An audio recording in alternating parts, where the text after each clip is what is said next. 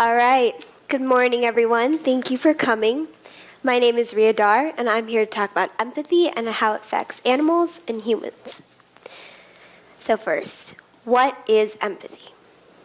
Empathy is the ability to really connect with somebody, really understand or try to understand what they're feeling. So a little scenario. If you're at recess and you see somebody fell down and they scraped their knee and they're hurt, your instant reaction would probably be, are they okay? Should I go get somebody? Is everything all right? That is empathy, because you care about the fact that they're not feeling well. So now that you have that in mind, I have two big questions for you. 1, are animals capable of expressing empathy? I believe yes. And 2, does brain size and complexity matter? So if you have a human brain that's bigger and you have an animal brain that's smaller, is it the bigger brain that shows more empathy, or is it the smaller one? I'm here to tell you that size and complexity doesn't matter. All right, so I'm going to be talking about 2 animals. The first one is monkeys, and the second one are birds. So you have your human brain over there. It's pretty big. It's 8 to 10 pounds, very impressive in structure, in function, all that amazing stuff. Then you have your monkey brain over there. You can see that it's significantly smaller, maybe less impressive, as you would say. You might not think that they're that intelligent because our brains are bigger, but that's not true. They're very intelligent and they're very empathetic. So there was a scenario. In India, there were 2 monkeys. One monkey was hurt, and it was in pain, it was injured, and it was unconscious on the side of a railroad track. There was another monkey that came along and saw it, and instead of leaving, it stayed with that monkey. It didn't just sit there. It tried to resuscitate it, and it tried to get it to regain consciousness. It tried to dunk its head in a puddle of water to try to get it to wake up. It gently hit it or bit it. And it kind of shows you that it's almost human-like, if you think about it. If you're dizzy and you're not feeling well, you might be told to splash some water on your face. It's kind of like what this monkey was doing for its friend. I'm also aware that hitting and biting isn't necessarily compassionate or nurturing, but for these animals, it's called inhibited biting. So you don't use your sharp teeth to hurt the animal. It's actually meant for grooming and for comforting and for consolation. So this is what that monkey was doing. So it shows you, 1, these animals are very intelligent. This monkey, very intelligent.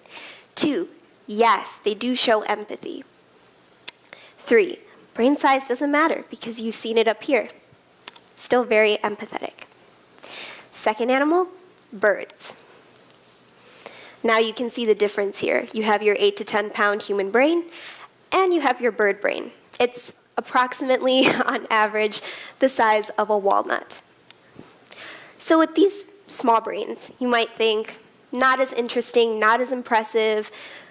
We're obviously more interesting because we have a bigger brain. Not true.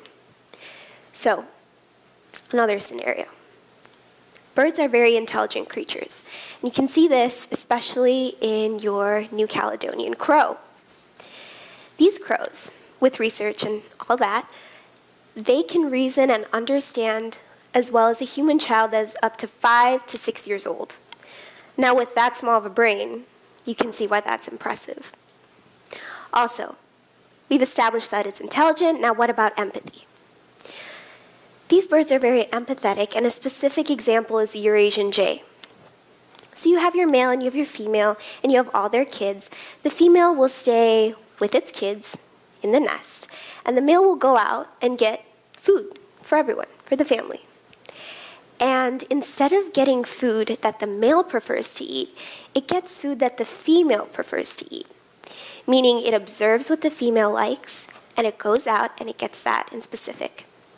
So a real-life scenario that we can all relate to, say dad wants steak and fries, and mom wants chicken. And dad goes out and gets chicken, and he comes back. This shows you that the dad does observe and does care about what the mom's preference is. He made that decision to go out and to get chicken, and he'll do this again and again. It's the same thing with these birds. It shows you that these birds understand what's going on. They're very intelligent, and they care about their mates' preferences, and emotions. So, we've been through a lot. So, quick summary is that we have 3 brains. First one is human, second is monkey, third is bird. They all vary in size, they all vary in complexity. My second point is you see these monkeys and birds, and you know that they show so much empathy regardless of their smaller brain size and less impressive structure. Thinking further. These animals, such as monkeys and birds, can do all these amazing things related to empathy. But their brains aren't as complex. So this makes you wonder how much potential they have for the future. I mean, science and research, it's still going on. They're still trying to decide and discover how much empathy these animals are actually capable of. Also, in your real life situation and daily basis, next time you go anywhere, you should really notice these animals. So if you see an animal, don't automatically assume that they're not as impressive and they're not as intelligent, because you've seen with these monkeys and birds, they're very capable of all these amazing things. Thank you.